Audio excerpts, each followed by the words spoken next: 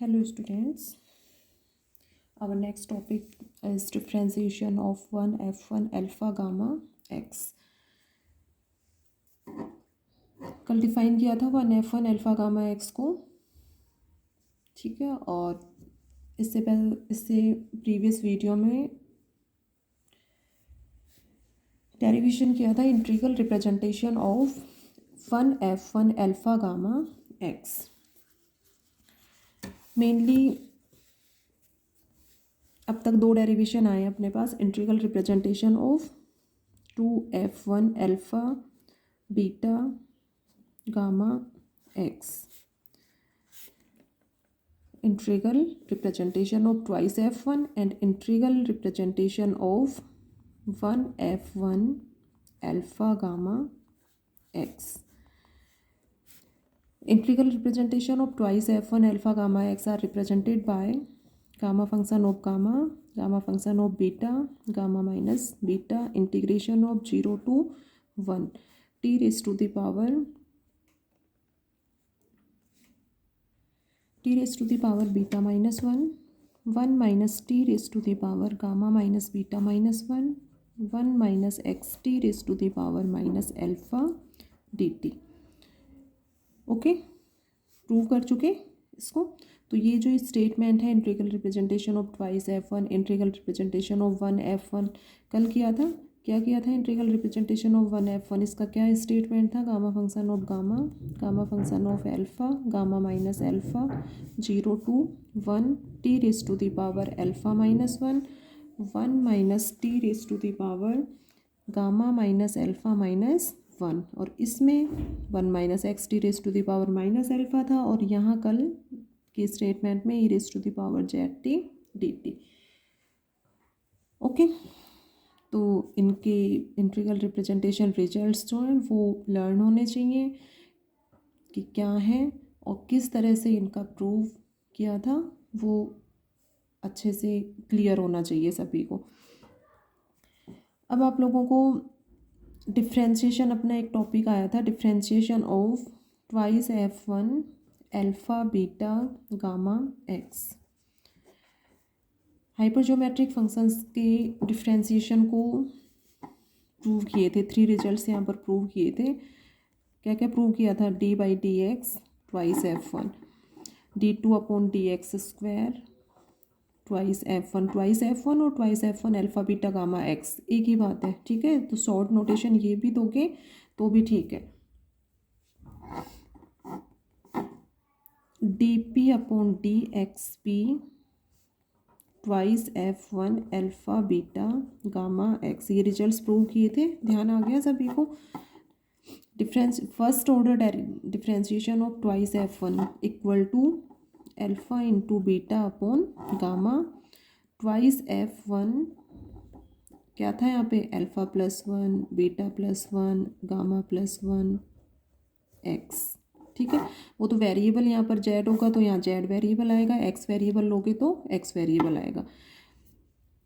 इसमें क्या था? Alpha into alpha plus 1 beta into beta plus 1 upon gamma into gamma plus 1 twice f1 alpha plus 2 beta plus 2 gamma plus 2 x।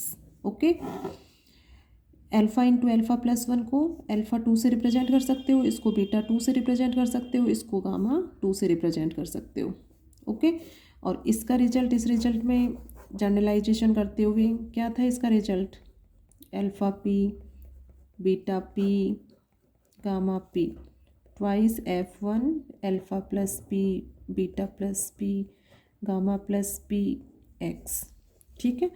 तो ये results जो है differentiation of hypergeometric function, first order differentiation, second order differentiation और pth order derivative of twice f1 are represented by in this form. तो ये जो results हैं ये क्लियर होने चाहिए, किस तरह से इनका प्रूव किया था वो भी क्लियर होना चाहिए सभी को। तो ये अपना ये टॉपिक हो चुका ट्वाइस f1 के अकॉर्डिंग इंटीग्रल रिप्रेजेंटेशन और डिफ्रेंशिएशन। नेक्स्ट 1f1 टॉपिक चल रहा था अपना, हाइपरजोमेट्रिक फंक्शन 1f1 फॉर्म में हो तो उसके अकॉर्डिंग ये न्यूमरेटर में पैरामीटर, ये डिनोमिनेटर में पैरामीटर, ठीक है। 1 पैरामीटर होंगे ये न्यूमरेटर में, ये डिनोमिनेटर में 1 पैरामीटर, और वेरिएबल यहाँ पर x है। इसको डिफाइन किया था, इसका इंटीग्रल रिप्रेजेंटेशन कल प्रूव करवाया था, ठीक है। और आज नेक्स्ट टॉपिक है अपना differentiation of 1f1। First order differentiation of 1f1 alpha gamma x equal to alpha upon gamma into 1f1 alpha plus 1 gamma plus 1 x। इसी तरह से प्रूव करोगे d2 अपॉन dx square 1f1 alpha gamma x equal to alpha into alpha plus 1 gamma into gamma plus 1। इसको alpha 2 से represent कर सकते हो, इसको गामा 2 से। ये अल्फा 1, ये gamma 1। 1f1 alpha plus 2 gamma plus 2,